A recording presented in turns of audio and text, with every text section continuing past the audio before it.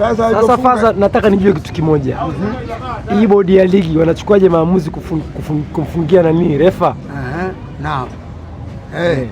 Au kumfungia refa? Ndio wanataka, lazima wabadilishe sheria hiyo, ibadilike hiyo sheria, kumfungia refa waibadilishe. Ndio. Na wanaibadilisha kivipi sasa? Waidha kuibadilisha kwake hapo ilipo hiyo sheria haifai, kwa sababu refa ndo anamwambia ndio mwenye maamuzi ya mwisho uwanjani. Ndio. Sasa refa uwanjani ametoa maamuzi lile goli. Ndio. Unaona bwana? Ndio.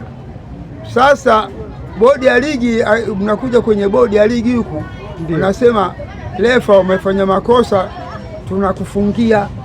Pale mmemwambia yeye ndio mwenye maamuzi pale uwanjani, ndio mwenye mamlaka, na yeye maamuzi yale kayatolea uwanjani. Kwa nini nyinyi huku sasa mumfungie? Na mmempa uhuru pale yeye, na mmempa ukubwa pale yeye, ndio utopu wa mwisho.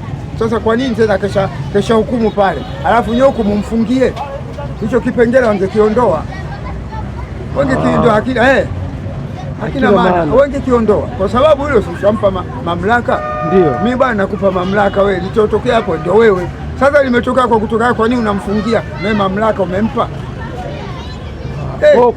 Kosa ndio lipo hapo. Liko kwa bodi ya ligi wabadilishe sheria, waseme hivi na wasimamizi wake watengue kipengele, waseme hivi kama pale wao waliona ndio refa amekengeuka, ndio wao kama waliona hivyo, wao wafute matokeo, kwa sababu yule mmoja anafaidika hapo, mmoja hafaidiki. Wafute matokeo, waweke uwazi kufuta matokeo, ingekuwa safi kabisa. Lakini huyu keshapata ushindi